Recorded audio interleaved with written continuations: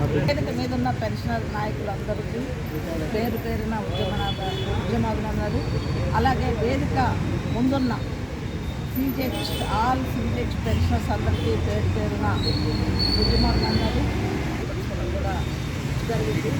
కాకపోతే ఈ 3 సంవత్సరాల్లో మనం మహాసభలు జరుపుకుంటూ పోతున్నాం, కానీ ఏది సాధించాము అనే దానికి వచ్చినప్పుడు ఏమీ సాధించలేని పరిస్థితి. అంటే అది మన వైపు కాకుండా ఒక చిన్న మైండ్ సెట్ పెట్టుకుంటే బాగుండేది అనేది నా ఒకవేళ మీకు ఇబ్బంది అనిపించి చెప్పండి, కావాలంటే చిన్న మైండ్ సెట్ నెక్స్ట్ నేను కావాలంటే కూడా మీకు డొనేట్ ఏం చేస్తా, కానీ కంపల్సరీ మాత్రం మీకు రావాలి కంపల్సరీ.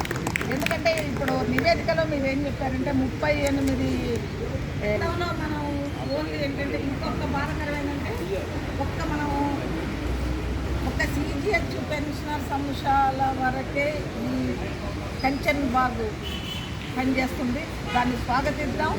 ఎందుకంటే ఇక్కడ జరిగే సమస్యల మీద పోరాటాన్ని, ఎందుకంటే ఇది ఇమ్మీడియట్ భూమిలో ఒడ్లు ఉండటం అది వేరు, ఇమ్మీడియట్గా పల్లెంలోకి అన్నం రావటం వేరు. ఇప్పుడు ఈ సీజీహెచ్ పోరాటం పల్లెంలో అన్నం కొరకు పోరాటం చేస్తుంది కాబట్టి దాన్ని కూడా మనం డెఫినెట్గా స్వాగతించాలి. అయితే ఇప్పుడు ఏమవుతుందంటే కంచంలోకి అన్నం రావాలంటే డబ్బాలో బియ్యం లేకుండా వచ్చే పరిస్థితి వచ్చింది. ఇప్పుడు తెలుసుకోవాలి. చాలా బాధాకరమైంది ఏంటంటే అంతకుముందు మీరన్నట్టు అసలు ఎందుకు ఈ విధానం వచ్చింది అనేది కేవలం అది ఏ ప్రభుత్వం కావచ్చు.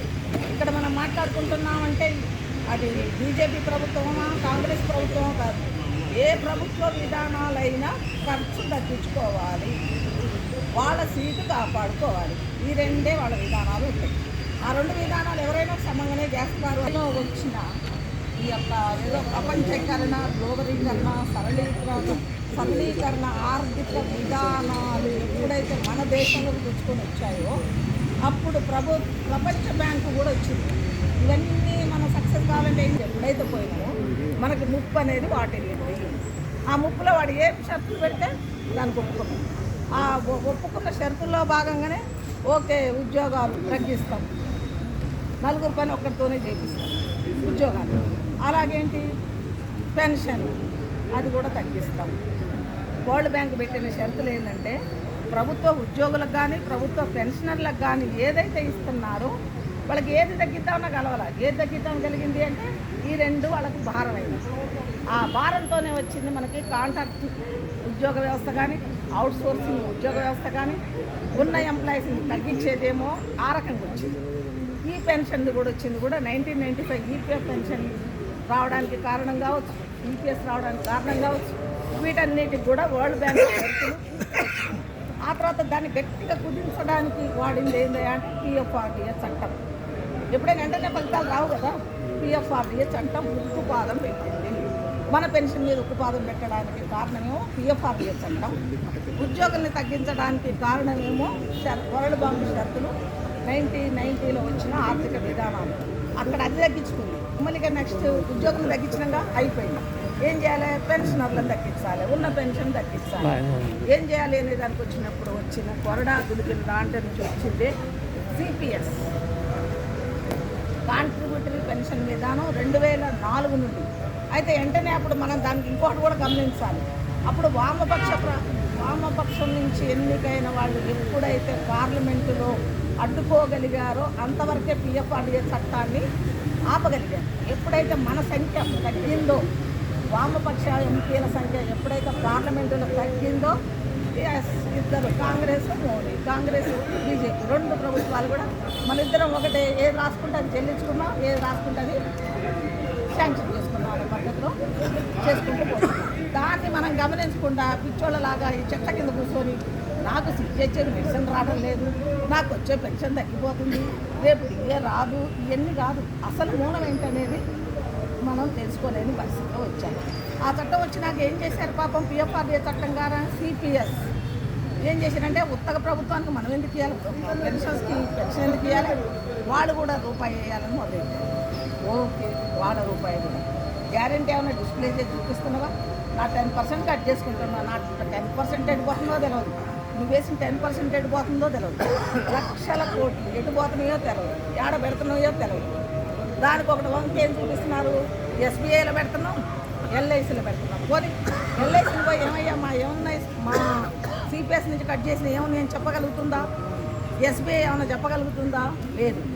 వాటిల్లోనే దాయడానికి ప్రధాన కారణం ఏంటి అనేది కూడా మనం ఆలోచన చేస్తే అవన్నీ ఎక్కడ పోతున్నాయి? లెట్ ఆఫ్ ఎస్బీఐలో కోట్లలో, లక్షల కోట్లలో అంబానీలకు, అదానీలకు ఏవైతే లోన్లు మాఫీ అవుతున్నాయో, రుణమాఫీ అవుతున్నాయో వాటన్నిటిలో పోతుంది. మొన్న ఎల్ఐసిలో కూడా 37 లక్షల కోట్ల 37,000 కోట్లు పోయినాయి. ఎటు పోయినాయి? ఇది రీసెంట్ 15 లక్షల కోట్లు అవి పోయినాయి లెక్కలు. అంతకుముందు ఎస్బీఐ లెటాపులు పోయినాయి, ఎటు పోయినాయి లెక్కలు.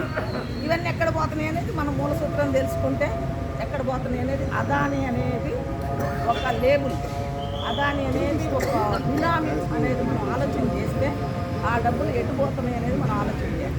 ఆ డబ్బులే పరోక్ష రూపంలో మొన్న వచ్చిన 10,000 రూపాయలు ఎన్నికల్లో వచ్చిన దాన్ని తెలుసుకున్న నాడు మేమందరం ఫస్ట్ వామపక్ష భావజాలం కలిగిన యూటీఎఫ్ ఉపాధ్యాయ రంగంలో ఉన్న టీచర్స్ యూనియన్ ఏదైతే ఉందో జాతీయ స్థాయిలో కూడా తీర్మానం చేసింది, రేపు సిపిఎస్ రాబోయేది చాలా ప్రమాదం అని చెప్పుతుంటే ఈ యూటీఎఫ్ వాళ్ళకి పని లేదు, వీళ్ళకి పిచ్చోళ్ళు. మనకేమో రేపు షేర్ మార్కెట్లో పెడుతున్నారట, కోట్ల రూపాయలు వస్తాయి. కోట్లు, లక్షల కోట్లు వస్తాయి. అవి పెట్టుకొని ఇదేంటని చెప్పేసి అని మన నోరు మూపించే పరిస్థితి. వాళ్ళు తెలుసుకోలేకపోయింది కాక మా నోరు మూపించారు. ఇప్పుడు ఒక్కొక్క సిపిఎస్ ఉద్యోగి రిటైర్ అవటం కానీ మధ్యస్థంగా చనిపోతుంటే వాళ్ళకు వచ్చే బెనిఫిట్స్ చూసుకొని, వాళ్ళకు వచ్చే పెన్షన్ చూసుకొని ఇప్పుడు కాకపుట్టింది. మరి పోనీ కాకపుట్టినోడు ఎవడన్నా ఉద్యమాల్లోకి వస్తున్నాడా, పోరాటాల్లోకి వస్తున్నారా?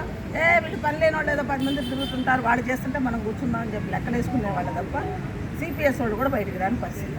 మళ్ళీ అంతటితో ప్రభుత్వం ఏమో నాగిందా? సిపిఎస్ బాయ్ ముందేమో కాంట్రాక్ట్ అవుట్సోర్సింగ్ ఉద్యోగులు తెచ్చుకొని ఉద్యోగులు పోగొట్టుకున్నారు. తర్వాత ఏం చేసారు? కొంతమంది ఉద్యోగుల్ని తొలగించేసుకుంటూ ప్రతిసారి 2-3 సంవత్సరాలు లేట్ చేస్తున్నారు. గత సంవత్సరం ఈపీఆర్సీ కమిటీలు లేట్ చేసుకుంటూ వస్తున్నారు. ఈ స్టేట్ గవర్నమెంట్ ఉద్దేశం ఏంటంటే సెంట్రల్ వాళ్ళకి 10 సంవత్సరాలు ఉంటుంది పీఆర్సీ కమిటీ, స్టేట్ వాళ్ళకి కూడా 10 సంవత్సరాలుగా జరుపుతామనేది అంతర్గత అజెండా. ఆ టైంలో ఏం చేస్తున్నారు? ఆ రకంగా తీసుకొస్తున్నారు. ఇక మళ్ళీ ఇది ఊరుకుంటున్నారు, ఏం చేసినా వీళ్ళు ఊరుకుంటున్నారు. వీళ్ళలో ఐక్యత లేకుండా చేస్తున్నాం. ఐక్యత లేకుండా ఎందుకు చేస్తున్నాం? అటు ఈపీఎఫ్ పెన్షన్ వాళ్ళని చేసినాం, అటు సిపిఎస్ పెన్షన్ వాళ్ళని చేసినాం, అటు యూపీఎస్ పెన్షన్ వాళ్ళని చేసినాం. నెక్స్ట్ ఏం చేస్తాం? ఇంకా కొంతమంది వీళ్ళు బతుకుంటున్నారు, వీళ్ళు ఓటర్ లేదు. కరోనాలో కొంతమంది పోయారు, ఓకే బాగానే ఉంది. ఇంకా చాలా మంది బతుకురు, వీళ్ళందరూ పెన్షన్ మనకెందుకు పోవాలరా బాబో అని 8th PRC తీసుకొచ్చారు. 8th PRC ఎప్పుడో వేయాల్సిన 8th PRC కమిటీని జాప్యం చేసినాక ఆర్థిక బిల్లులో ఎందుకు పెట్టారు? బయట ఉంటే మిగతా పార్టీల వాళ్ళు అడుగుతారు, ఏవైతే పార్లమెంటు ప్రతిపక్ష పార్టీలు అడుగుతారు. అడిగితే ఏమైతే బిల్లు జాప్యం అవుతుంది, బిల్లు జాప్యం అయితే కమిటీ లేట్ అవుతుంది. మనం ఏం చేసినాం? ఒకేసారి పువ్వెత్తున బయటకు తీసుకొచ్చినాం. అమ్మ ఇదేదో మనకు రేపొద్దున రాబోయే రాష్ట్ర ఎన్నికలు ఏవైతే రామని ఏమన్నదంటే లేదు, అది ఎవరికి కొత్త వాళ్ళకి లేదు, అది పాత వాళ్ళకి మాత్రమే వస్తుంది. పాత వాళ్ళకి ఏం లేదు, మీకు ఏం ఎఫెక్ట్ పడదు, ఏం ప్రభావం చూపదు. ఉత్తుత్తరం నాడు చేసి పెట్టుకున్నాం. ఉత్తుత్తరం చేసి పెట్టినామంటే మొన్న చూస్తూనే ఉన్నాం కదా, లేబర్ కోడ్స్ని దాదాపు 2 సంవత్సరాల నుంచి 40 లేబర్ కోడ్స్ పోతాయి, 40 లేబర్ చట్టాలు పోయి 4 కోడ్స్ వస్తుంటే ఎవ్వరు పట్టించుకోవాలి. మొన్న 4 రోజుల క్రితం 29 లేబర్ చట్టాలు పోయినాయి, 4. కానీ జనాలకు ఎవరికన్నా తెలుసా ఆ లేబర్ కోడ్స్ చట్టాలు పోయినాయి, కోడ్స్ వచ్చినాయంటే అవన్నీ మాకు ఎందుకురా భయ, మా పని మేము చేసుకుంటాం, మీకు రావడం మీరు పనిలేని వాళ్ళు చెట్ల కింద పెట్టుకోండి మీటింగ్ మాకేంటి అన్నట్టుగా ఎవడు ఒక్కళ్ళన్నా ఇంతవరకు రోడ్డు మీద తెచ్చుకోరని ఉన్నారా అని. వాటన్నిటికి పోయినాక ఇప్పుడు ఏం చేసింది? బిఫోర్ ఉన్న వాళ్ళకి ఇంప్లిమెంటేషను, తర్వాత ఉన్న వాళ్ళకి లేదన్నమాట. ఈ లోపల ఏమైందంటే వీటన్నిటిని మనం పోగొట్టుకోవాలి అంటే మన పెన్షన్స్ని విడదీస్తున్నారు. అది యూపీఎఫ్ కావచ్చు, సిపిఎస్ కావచ్చు. ఈ యాక్ట్ ప్రకారం before pensions, after pensions, SBI pensions వేరు, ఎల్ఐసి పెన్షన్స్ వేరు. ఇంత చేస్తే అక్కడికి కూడా వీళ్ళకి దాహం తీరల. ఎక్కడ పోయారు? మిలిటరీ వాళ్ళ వరకు కూడా పోయారు. గత 2 సంవత్సరాల క్రితం చూశారు, మిలిటరీ వాళ్ళ పెన్షన్స్ కూడా కొత్త గురించి పడేశారు. So total